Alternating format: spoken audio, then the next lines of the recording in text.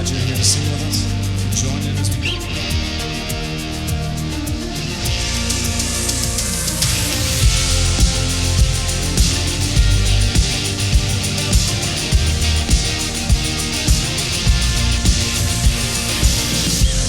The night has fallen, fear is coming, still you're calling me.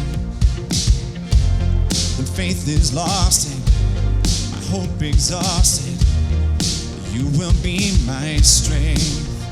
When my mind says I'm not good enough, God, you're enough for me. I've decided I'm not giving up. You won't give up on me. You won't give up on me. Your love is holding on and it won't let go. I feel it breaking out like an echo. Your love is holding on and it won't let go. I feel it breaking out like an echo, echo in my soul.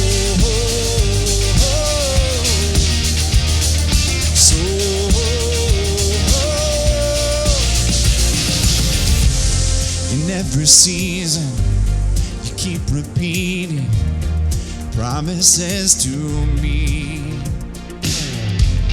Now there's no stopping what you have started until it is complete.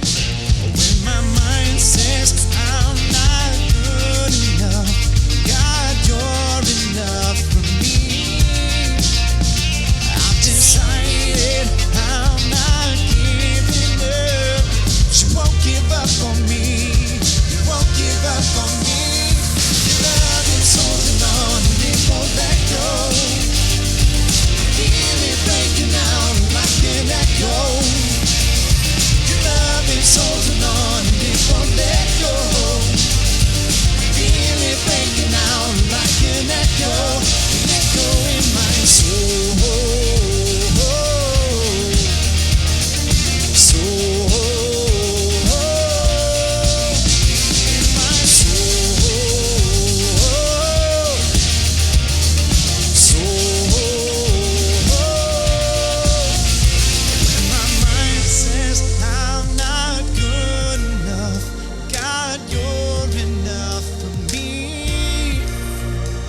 Decided I'm not giving up. You won't give up on me. You won't give up on me. Your love is holding on and it won't let go. I feel it breaking out like an echo. Your love is holding on and it won't let go. I feel it breaking out, breaking out. Your love is holding on and it won't let go. Feel it breaking out like an echo. Your love is holding on and it won't let go. Feel it breaking out like an echo in my soul.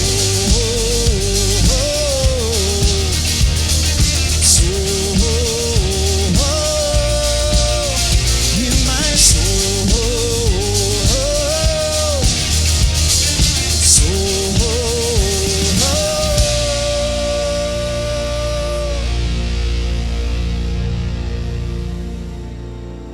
Well, good morning, North Tarrant Church. My name is Scott Johnson. I'm the lead pastor here at North Tarrant, and we are so delighted that you have chosen to join us online today. Now today, June 14th, we've been looking forward to this day for a while as we are going to be having a tailgate party right here. I'm actually on location at Cross Church this morning, and we're going to be here this evening from 5 p.m. to 7 p.m. for a tailgate party. So here's what you can do. Grab a bag of food, bring your family, bring an umbrella or bring a tent if you want, or maybe a football, whatever you want to bring, and just come and hang out. We'll have a parking lot ready for you. If nothing more, you can sit in your air conditioning and see three-dimensional faces. Isn't that exciting? Now, hey, today we are going to begin a brand new series, a series that I'm looking forward to. You know, in the midst of everything that's been going on over the last 2.5 months, I genuinely believe that there are things for you and things for me that We wish we had been doing better in, maybe it's relationships, finances. We wish we would have had a better handle on certain aspects of our life. And then the pandemic hit. And we're on the other side of the pandemic saying, I wish we would have been better in that moment.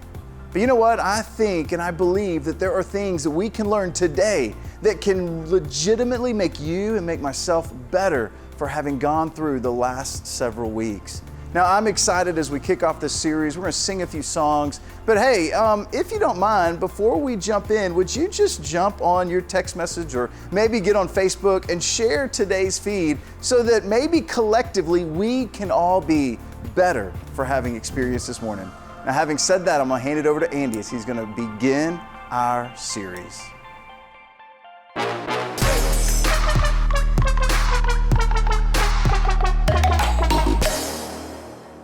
So here's something I bet we all have in common. I'm kind of ready for things to get back to normal, aren't you? I mean, it's kind of been fun. It's sort of been a break. I say fun. For some people, it's been fun to have a break. For other people, it's just 100% stress. And, you know, we're all somewhere on that continuum. But for the most part, I think we're all ready for things to get back to normal. But in light of what we've experienced and in light of what we've learned, it would probably be a shame for us to just go back to the normal. So right now, there are a lot of people talking about the new normal. In fact, I bet you've talked about the new normal. Now, as you know, some of the new normal may be forced on us, but here's the thing, and here's what we're going to talk about for the next 3 weeks.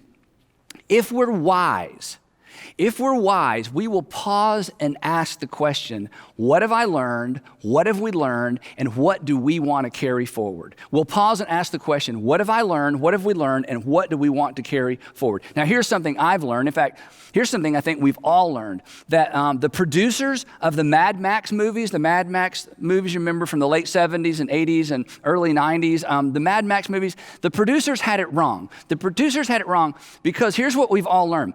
The most valuable commodity during an apocalypse is not oil. It's what? That's right, it's toilet paper. It's toilet paper. And I think somebody should make a movie about that. And of course, the perfect title would be Game of Thrones. But that's taken. Anyway, so the question we're going to ask for the next few weeks is how can we take what we've learned and carry it into the future? Or to the title of this series, how can we be better for it? How can we be better for it? How can we be better as a result of what we've all just experienced? It was forced on us, but we're coming through this. How can we be better for what we've just experienced? And if we don't stop and ask this question, we will forget. And it would be a shame because pain without gain, you know this, pain without any gain is a shame. Now, I realize for some of you, you are not ready to ask this question because your response to me so far is, Andy, I can't think about how to be better for it because I'm still in it. In fact, I'm just beginning to suffer the consequences of what we've just been through. So, hey, thanks. Maybe later I'll check back in, but I can't begin asking the question, how can I be better for it? Because I'm right in the middle of it. But I just want to push back on that just a little bit. And I realize I'm stepping out because I don't know your circumstances. I don't know your pain. I don't know what you're going through right now. I don't know how this has affected you and your family specifically. But here's what I do know. If we don't pay attention, we will not benefit from it. And our tendency will be to rush back to the old normal and miss the lessons learned in this new season or this new normal. Now, to help us understand this just a little bit better, C.S. Lewis, many years ago, in his little book, The Problem of Pain, explores this very tension of what should we learn and when is it too early to begin learning. Here's what he wrote in The Problem of Pain. He said, my own experience is something like this. I'm progressing along the path of life in my ordinary, contentedly fallen and godless condition, absorbed in a merry meeting with my friends for the morrow or a bit of work that tickles my vanity when suddenly a stab of abdominal pain that threatens serious disease or perhaps a headline in the newspaper that threatens all of us with destruction sends this whole pack of cards tumbling down. And at first, he says, I'm overwhelmed that all my little happinesses look like broken toys. But then slowly and reluctantly, bit by bit, I try to bring myself into the frame of mind that I should be in at all times. And perhaps, by God's grace, I succeed. And for a day or two, isn't that our experience? And for a day or two, I become a creature consciously dependent on God and drawing its strength from the right sources. But the moment the threat is withdrawn, and you already know what comes next, right? And the reason you know and the reason I know is because it's our story. We've been there, right? For some of you, your story went like this 2 or 3 years ago, maybe 5 years ago.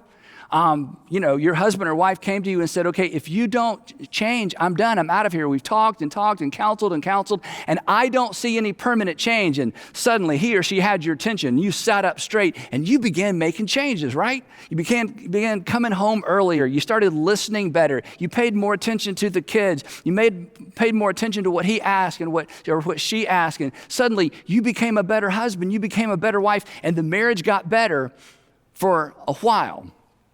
But the moment the threat was withdrawn, you began to retreat to your old ways, your old normal, your normal. Or maybe you're a single woman, and maybe your story was something like this, that you discovered, or you at least thought, that you were pregnant, and it scared you to death. And suddenly your religious past came crashing down on top of you, and maybe you prayed for the first time in a long time, and you begged God, and you promised God, and you promised change, and then you discovered that you weren't pregnant, and you were so relieved, and you were a different person, and you behaved yourself, and you stepped back into the standards that you had always embraced growing up for a while.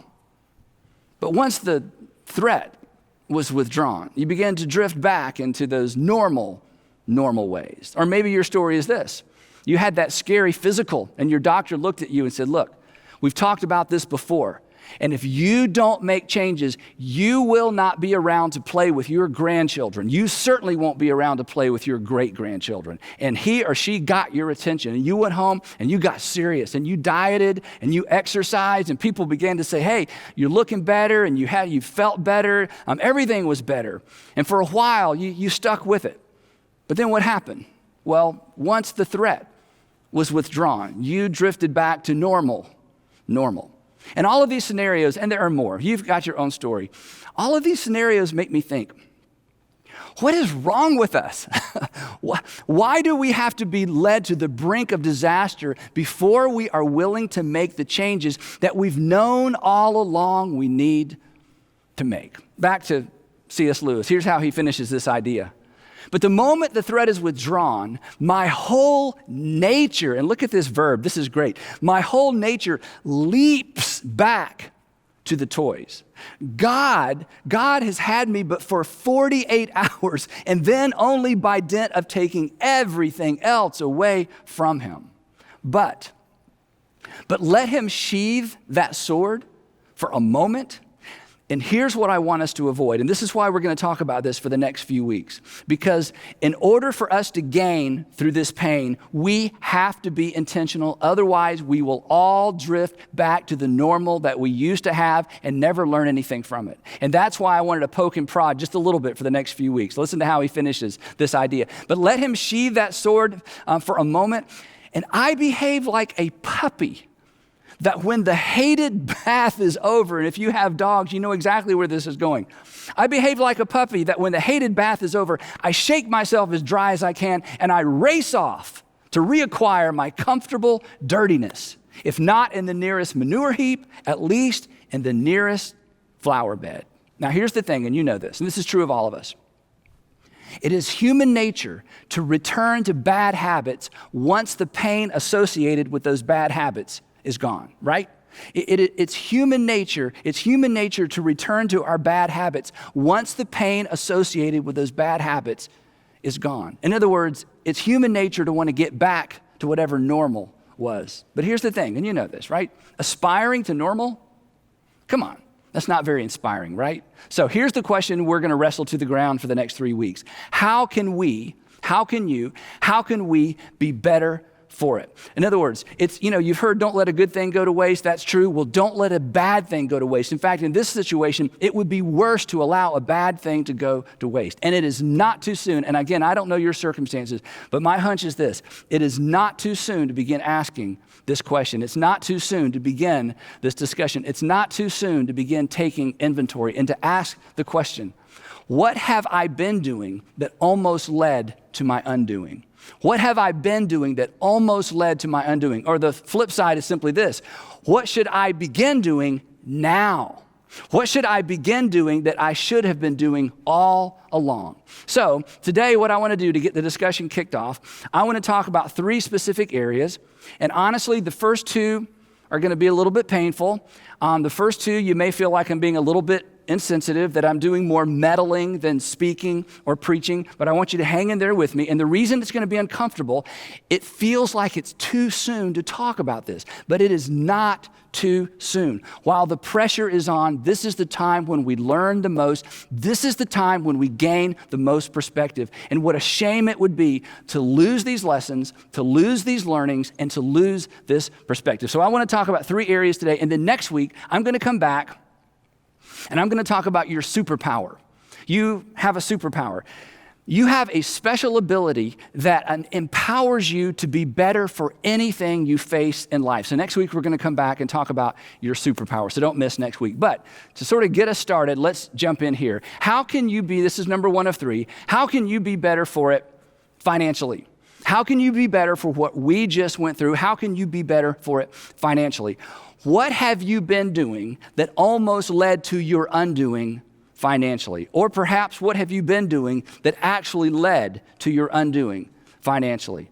What financial habit caught up with you in this difficult season? Or ask it this way, what do you wish you'd been doing financially that would have set you up to be in a better place now? And whatever comes to mind, and you have an answer to this question, here's my challenge.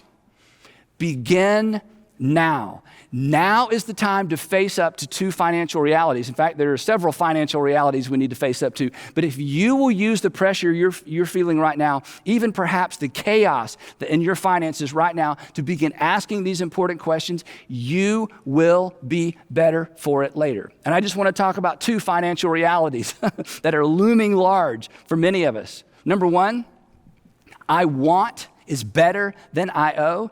If you have been a part of this broadcast or part of one of our churches for very long, you've heard us talk about this before. I want is better than I owe. In other words, it is better to go without things you don't need than to owe money on things you don't need. It is better to go without things you don't need. There's a tension there. Than to owe money on things you don't need. There's a tension there. There's a tension either way you go. But the tension of I owe is far worse than the tension of I want. The second financial reality that looms large right now that serves as a reminder and perhaps sets you up to be better for it is this. A financial hole, and you're going to hate me for this, but a financial hole is always due in part to a lack of self-control. That a financial hole, and I made it rhyme so you'll remember it, a financial hole is usually, maybe always, but let's just say usually due to a lack of self-control. Let me illustrate it this way. Before this crisis, you had this thought.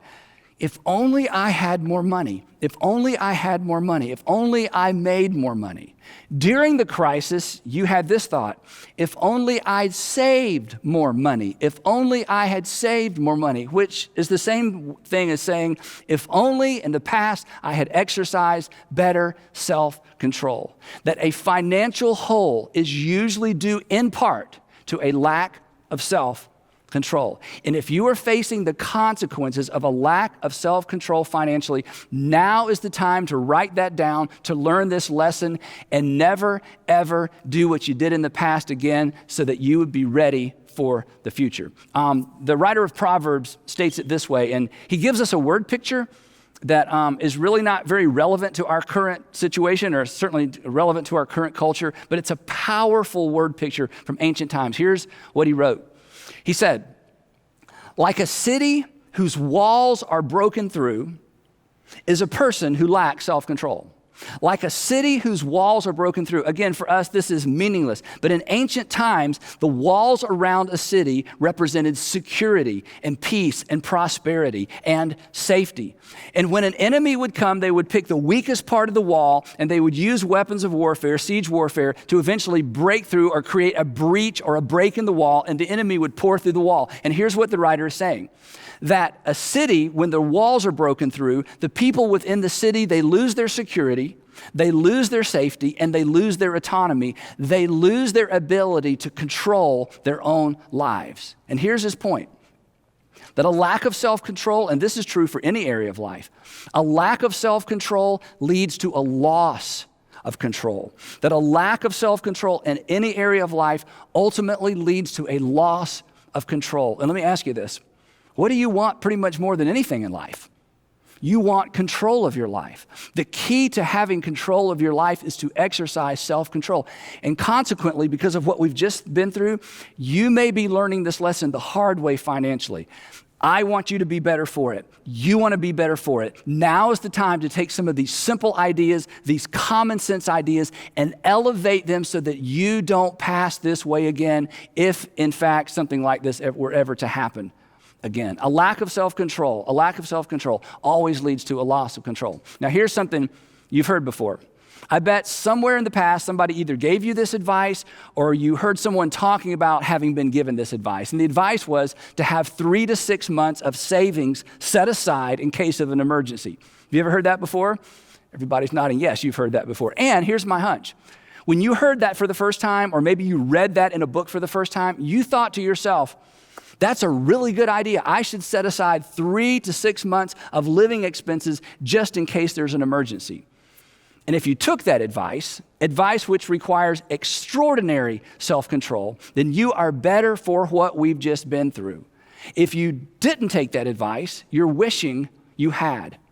Now is the time. Now is the time to create a plan to set money aside in case there's a financial bump. That is wisdom. That way, when your walls are attacked, they will not be broken through because your self-control in creating an emergency fund has prepared you for the future. But an emergency fund requires what?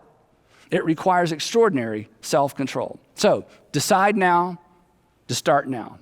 How can you be better? How can you be better for it financially? Simple. You've heard it 1,000 times. Save more, spend less, get out and stay out of debt. Save more, spend less, get out and stay out of debt. One more thing on the financial piece. If this particular season has hit you particularly hard, your tendency will be to blame the virus and your boss and perhaps the economy. And that's a mistake. Certainly the virus contributed to it. Certainly your working situation contributed to it. Certainly the economy has contributed to it. But here's what I want to say, and this is hard. Perhaps you contributed to your situation as well, and you must own that slice of the pie, and now is the time to own it, and now is the time to make decisions so that you never face this situation again. Take responsibility for your finances, embrace all that common sense you've heard your whole life, exercise self-control, and prepare for the future. Take notes, make a plan, decide to be better for it. Next up, number 2, how can you be better for it relationally? How can you be better for it relationally? What have you experienced these past few months relationally that you want to carry forward into the future? I think one of the things that we've all experienced is the value of friendship and the value of our friends, right? But there may be a negative side to all this for you. And if so, I want you to pay attention. Perhaps you've noticed or you've experienced some unaddressed cracks in your marriage. Some unaddressed cracks in your marriage, things that you'd sort of put to the periphery, things that came up from time to time, but you were busy, and the old normal allowed you to ignore what was right there in front of you. Perhaps what you've noticed is a lack of common ground with one of your kids. Maybe a lack of common ground with all of your kids. You're spending so much time with your family and you recognize, I've never really developed an actual relationship with one or all of my kids because I've been so busy. I mean, isn't it true that quarantining has highlighted the good and the not so good relationally? So here's the opportunity I don't want you to miss. This is so important. COVID-19 may actually serve as a wake-up call to you relationally if you wake up. So, wake up. If there are cracks in your relationships at home, now is the time to address them. Rushing back to normal is going to empower you to continue to ignore them. You know this, relationship problems don't fix themselves. So now is the time to address these relationship issues. Right now you have a little bit of extra time, but more importantly, you've got a little bit more pressure because of what's going on or what's not going on at home. And before you begin pointing fingers, it's the same with your finances. Own your slice of the conflict pie. Own your slice of the conflict pie. In fact, if you get this right, your story of COVID-19, and eventually this is just a story we tell, right? Your story of COVID-19 may be this, that it was actually the catalyst that saved our marriage. If you pay attention to this attention, and if you do the difficult work that faces you right now, rushing back to normal will only allow what's bad to get worse. Right now, what we're facing is forcing us to face perhaps what we've neglected. Perhaps your story will be this. COVID-19 was the catalyst for repairing my relationship with my son. Perhaps your story will be COVID-19 was the catalyst for repairing my relationship with my daughter. Relationally speaking, and I don't think we can exaggerate this, all of this pain with no gain would certainly be an extraordinary, extraordinary shame. Last thing, number 3. How can you be better for it personally? How can you be better for it personally? And when I say personally, I'm talking about internally. Let me ask it this way. How is your worldview holding up? How is your worldview holding up? You know what your worldview is. It's the way that you see and interpret and explain how the world works. And when difficult time comes, sometimes our foundations are rocked. And if your foundation, your worldview has been rocked, you should pay attention to that. Do you find yourself asking questions that you've never asked before? If you're not a particularly religious person, have you found yourself praying for the first time in a long time? Maybe you went and found a Bible for the first time in a long time. If you are a particularly religious person, has your faith been rattled? Did you perhaps discover that your faith was more fragile than you imagined? Did you find yourself asking questions, or do you find yourself asking questions you've never asked before? Questions like, where's God? How could God? Or I thought God. So here's my point. Regardless of which side of the faith aisle you're on, if this current season has created tension on the inside, pay attention to that tension. It means you are on the verge of learning something new or being reminded of something that you've forgotten. It could lead somewhere good, and it could certainly lead somewhere better. My friend Kate Bowler said this, and I wasn't sure if I'd heard her say it or actually had read it in her book, but here's her quote, and I'll tell you how I found it in just a second. Here's what Kate Bowler wrote. She says this: there's a little prosperity gospel in all of us. There's a little prosperity gospel in all of us. And the prosperity gospel is this gospel that says basically good things come to good people and bad things come to bad people. That just kind of what goes around comes around, and what comes around goes around. That you sort of earn your way through life, and that God favors certain kinds of people because of their behavior. And in spite of the fact that you may reject that kind of theology, I think she's right. There is a little bit of that thinking in all of us, that God owes me. Or if you don't believe in God, that life owes me, or karma owes me, or somebody owes me because I have been a good person and I have lived a good life. Now, Kate is actually a professor at Duke Divinity School. She's also a cancer survivor, and she has written from her pain, and she's basically put her life and her pain out there for the whole world to see and to examine in an effort to help people understand what it means to navigate difficult times. In fact, she wrote a little book that Sandra and I both read. It's entitled, Everything Happens for a Reason, and I love the subtitle, and Other Lies I've Loved. So, as I mentioned, I actually texted Kate to make sure I got her quote right and make sure it was either something she said or something from her book. And as we texted back and forth and I told her what we were going to talk about, here's what she communicated to me in her text. She wrote this. She said, each of us, through the accidental narcissism of wanting to be happy, Don't you want to be happy? I want to be happy. And in wanting to be happy, she says, we kind of find ourselves tripped up in this accidental narcissism. What an insight. We get confused about what we actually deserve. And then she wrote this: the world cannot help us know the difference between who is righteous and who is just plain lucky. Now, here's my point. If this season has kind of rocked your world in terms of your internal world, if this season has rocked your worldview, if this season has rocked your faith, pay attention to that tension. You may be on the verge of learning something new, or you may be on the verge of being reminded of something old. If current events have left you wrestling with God questions, and you're not a religious person, and you just assumed you left that wrestling ring years ago, but now you find yourself wrestling with God questions, pay attention to that. And if you're a Christian, pay attention to this tension as well. You may discover a different kind of faith. You may discover a better faith.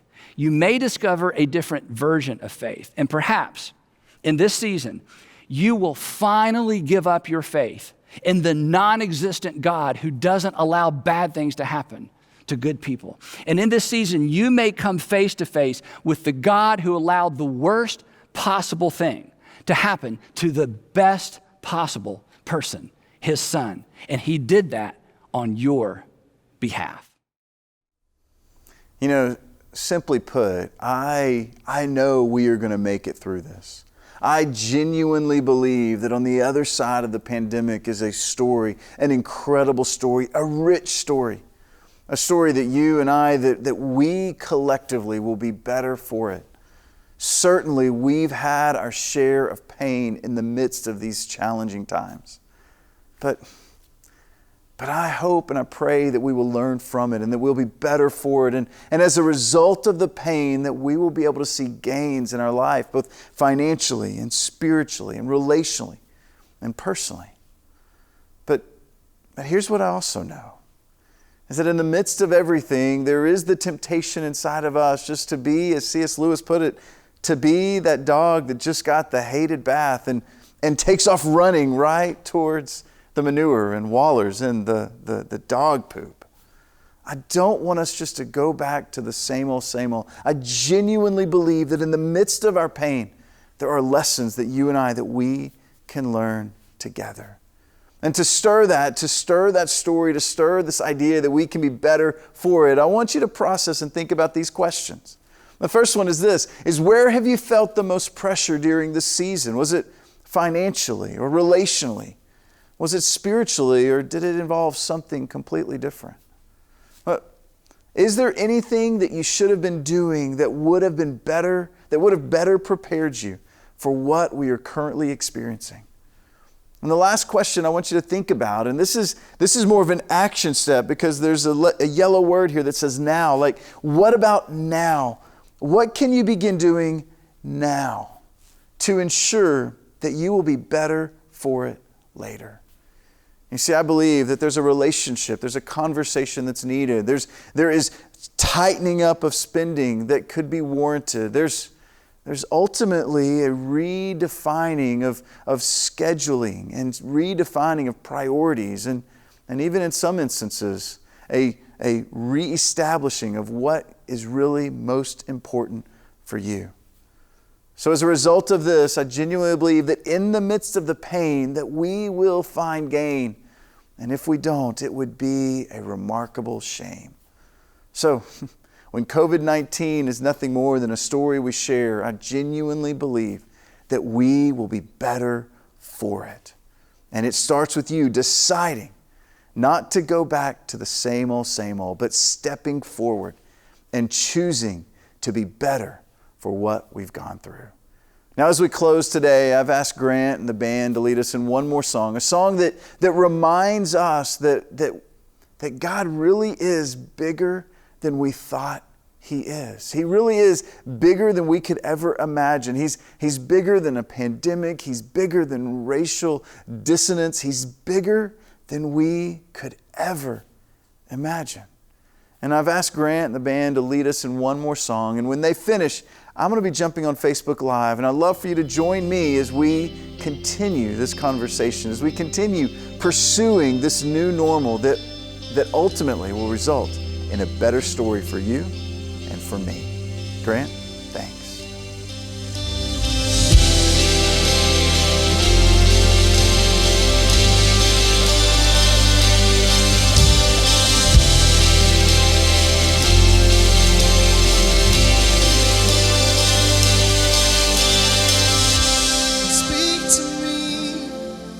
Silence stills my voice.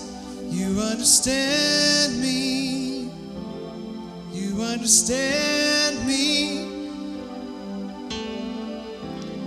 Come to me in the valley of unknowns. You understand me. You understand me.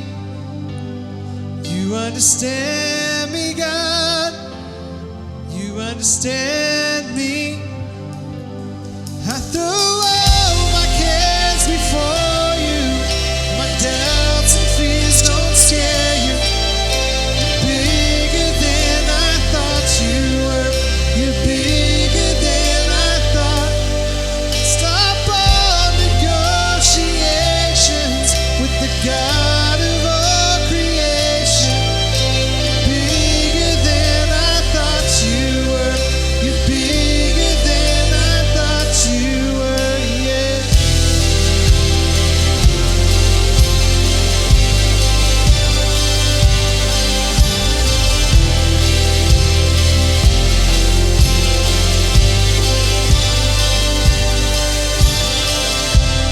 I believe, but help my unbelief. You understand me. You understand me. So help me reach the faith that's underneath. You understand me. You understand me. You understand me, God. You understand me. Through all my cares before you, my doubts and fears don't scare you. You're bigger than I thought you were. You're bigger than I thought. I stop all negotiations with the God of all creation. You're bigger than I thought you were. You're bigger than I thought you were, yeah.